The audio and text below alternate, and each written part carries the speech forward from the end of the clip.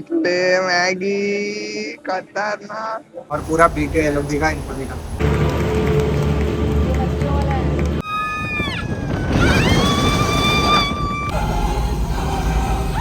Hello hello, मैं हूँ शिल्पी और ये है गनू, मेरा हस्बैंड, जो मुझे ट्रैवल करवाता है, कैमरा पकड़ाता है और फिर क्रेडिट भी खुद ही लेता है।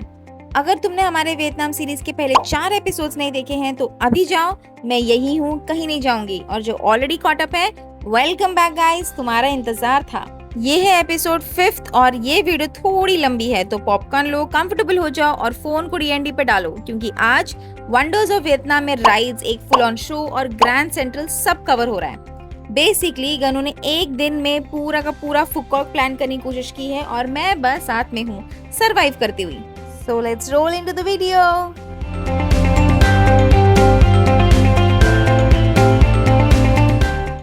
सो फाइनली हमने होटल से एक कैब बुक की और निकल पड़े विन वंडर्स की तरफ। ऑनेस्टली एक्साइटमेंट तो ऑलरेडी बिल्ड हो चुकी थी इतने सारे रील्स देखकर, बट मुझे बिल्कुल आइडिया नहीं था कि जो मैं देखने वाली हूँ वो इतना ग्रैंड होगा।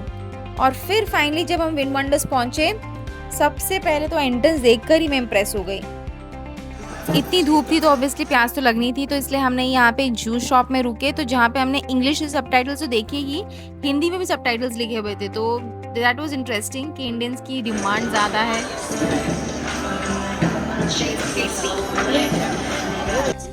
क्या कर रहे हैं हम लोग?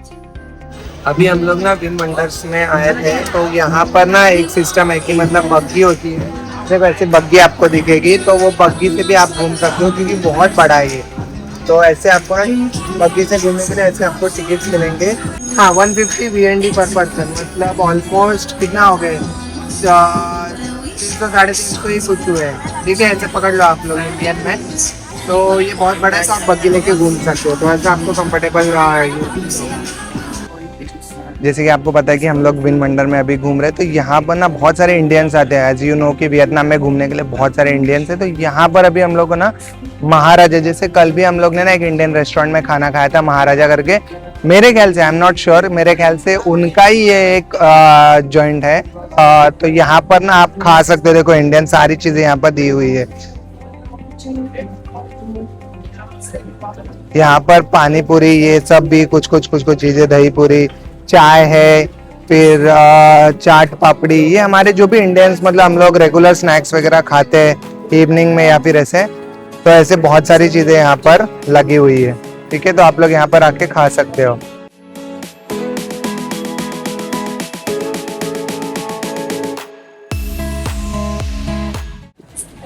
पता चलेगा कैसा मैगी है। 2 मिनट वाली मैगी तैयार हो रही है। ये सर आपको यहाँ पर मिलेंगे, ये आपको सर्व करेंगे बढ़िया बढ़िया मैगी। ये इंडिया वाली हमारी मैगी है, देखो मजा आ जाएगा बहुत दिनों बाद मैगी खा के। सर मैगी बढ़िया तो होगी ना? बहुत बढ़िया होगी सर। बढ़िया होगी, चलो। बाकी अभी कुछ आधा घंटा नहीं हुआ और मैडम ऐसे थक गए कि भाई पूछो मत। ये फर्स्ट बाइट पे मैगी खतरनाक।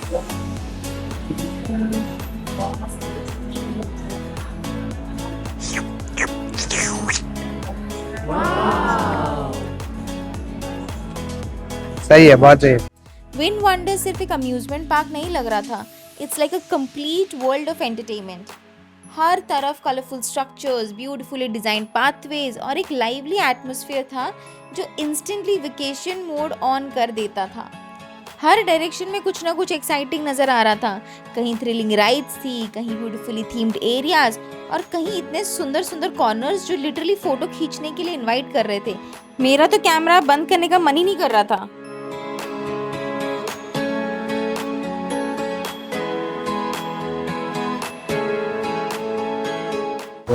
भाई अभी हम लोग ने रेनकोट ले लिया है, 70-80 रुपया का है कुछ एक रेनकोट।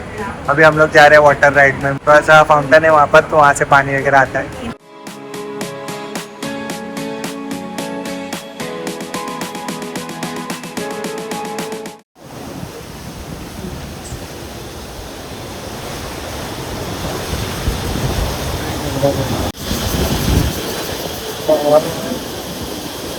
सही है ना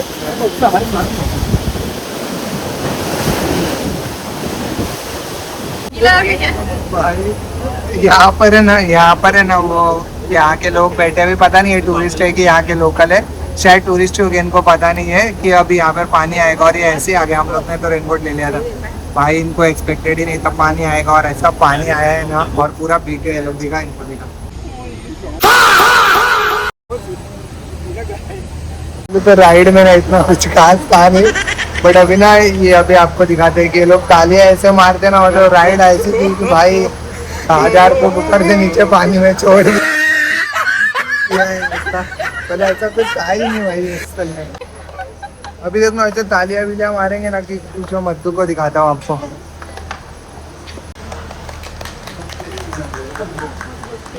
भाई तालियां ऐसे भी बजा रही है भाई, क्या ही बोलूं। एंड गाइस नेक्स्ट हम पहुंच गए इस टर्टल एक्वेरियम में, और ऑनेस्टली मुझे बिल्कुल एक्सपेक्ट नहीं था कि इतना बड़ा टर्टल होने वाला है। जैसे हम अंदर एंटर हुए, सबसे पहले मेरी नज़र पड़ी जाइगेंटिक एक्वेरियम पर। इतना मैसिव ग्लास एंक्लोजर था कि एक मोमेंट के लिए लगा जैसे कि हम अंडर वाटर वर्ल्ड के सामने खड़े हो।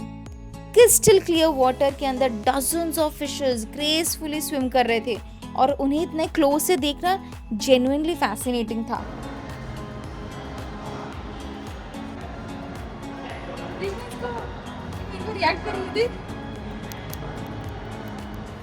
और जो चीज़ मुझे सबसे ज़्यादा पसंद आई वो थी इस जगह की पीसफुल वाइब, पानी की सॉफ्ट रिफ्लेक्शंस, फिशेस का इधर से उधर जाना, और पूरे टाइम इतना काम म्यूजिक पीछे से चलना।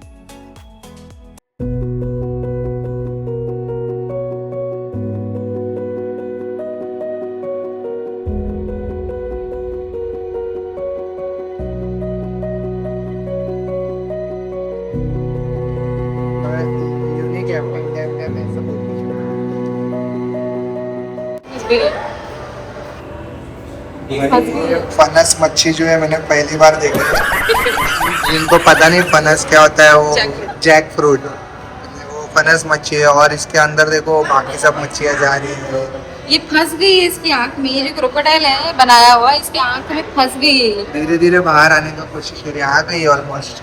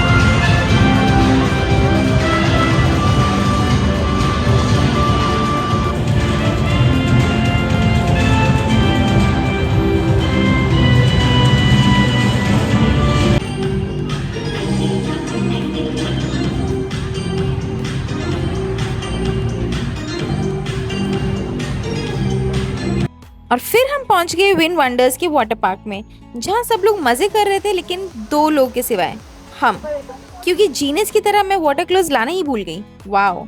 तो जब लोग राइड्स चूज कर रहे थे, मैं अपनी लाइफ चॉइसेस रिव्यू कर रही थी, लेकिन ऑनेस्टली स्पेक्टेटर बनना भी काफी एंटरटेनिंग था। मैं राइड्स तो नहीं कर पाई, लेकिन लोगों को एंजॉय करके देखकर ही मूड काफी रिफ्रेश हो गया था।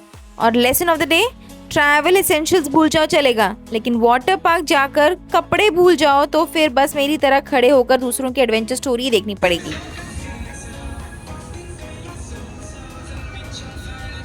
तो यहाँ मैं एक्चुअली पूछने की कोशिश कर रही हूँ कि जब भी बग्गी रुकती है हर कोई पैसेंजर जब उतरता है तो ये ड्राइवर क्यों साथ में खड़ा हो जाता है। तो ये मैं पूछने की कोशिश कर रही हूँ कि ऐसा क्यों कर रहे हो आप। तो इन्होंने देखो जवाब क्या दिया है मुझे।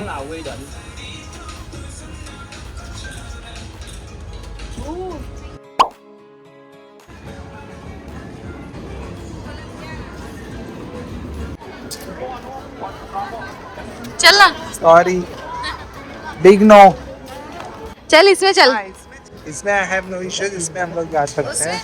तो उसमें नहीं, हाइट वाला कोई चीज नहीं बोलने का, हाइट मेरे से डरता है।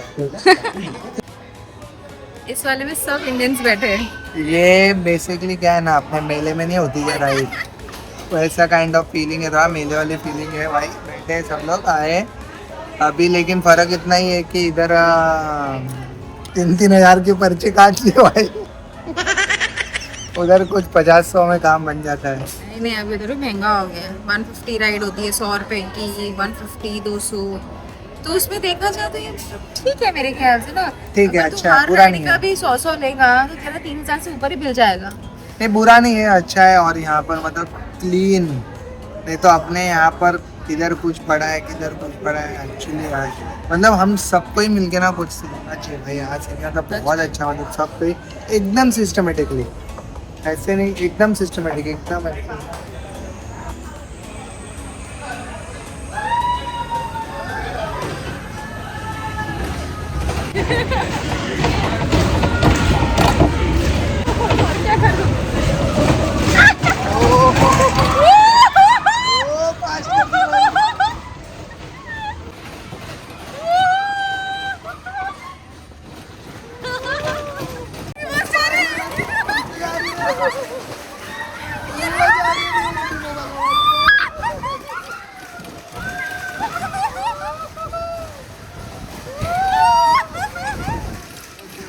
और फिर हमने इसके बाद ली थी नेक्स्ट राइड। लेकिन इस राइड के बारे में हमें कुछ भी आइडिया नहीं था कि कहाँ कैसे जाने वाला है। सिर्फ इतना पता था थोड़ा पानी उड़ने वाला है।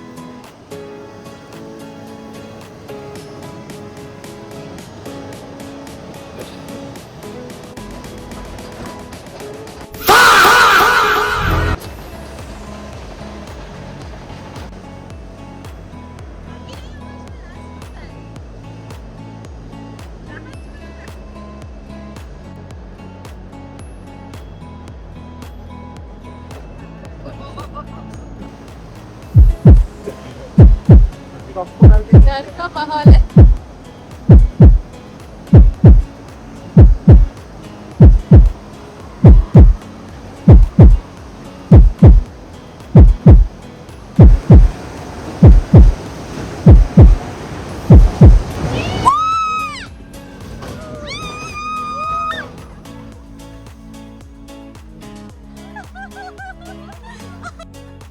और ये राइड यहाँ ख़त्म नहीं होती, ये राइड वापस घूमती है, एक और माला चढ़ती है। और फिर अब देखो, आपको साइड से दिख रहा है, यहाँ से हम चढ़ के आए हैं। और अब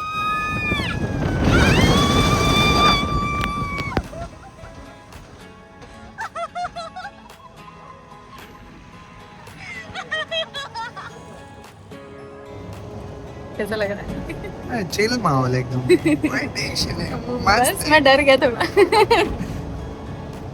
अरे मस्त है, लेकिन राइड मजा आ गया।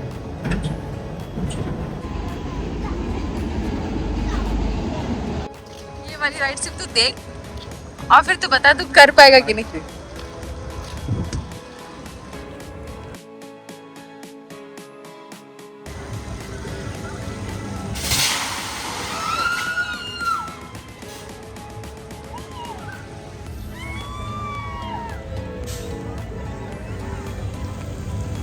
डर का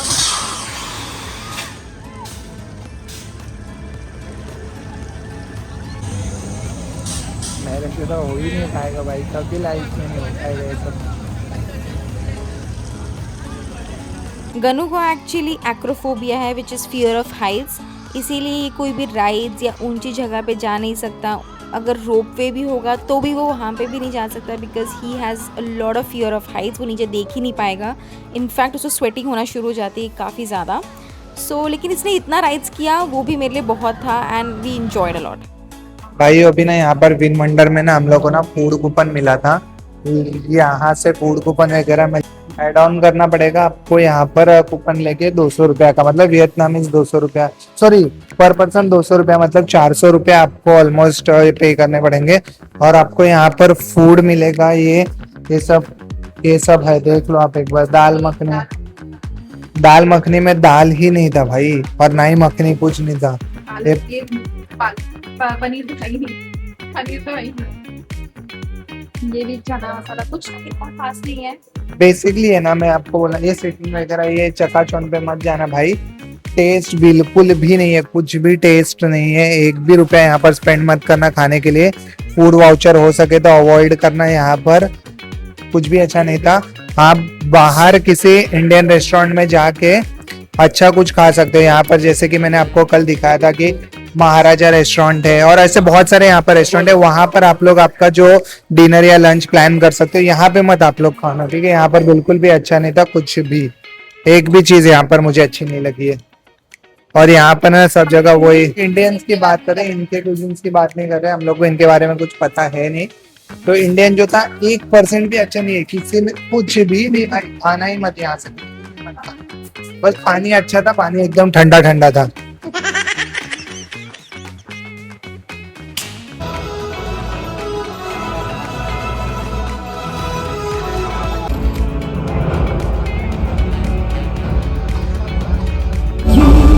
Imagine as far as your dreams, stories enchanting and bold. Dreams can take flight, heroes defeated.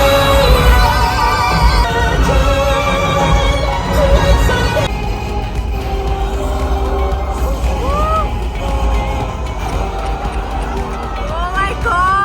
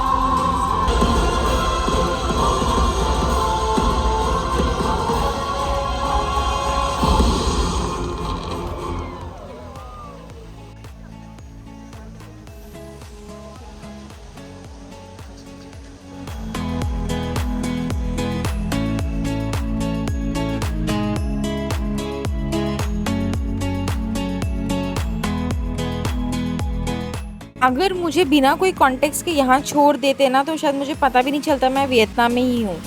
Grand world को देखकर ऐसा लग रहा था कि जैसे यूरोप की कुछ प्रिटी स्ट्रीट्स को उठाकर यहाँ रख दिया। ये जगह आपको चलने ही नहीं देती, हर 20 सेकंड में कुछ ना कुछ ऐसे दिख जाता है कि आप रुक जाते हो।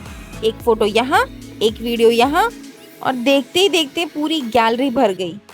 लोग आराम से वॉक कर रहे हैं, कैफेज के बाहर बैठे हुए हैं, म्यूजिक चल रहा है, कलरफुल बिल्डिंग्स पानी में रिफ्लेक्ट हो रही हैं, और आप बस बिना किसी जल्दी के इधर उधर घूमते रहते हो।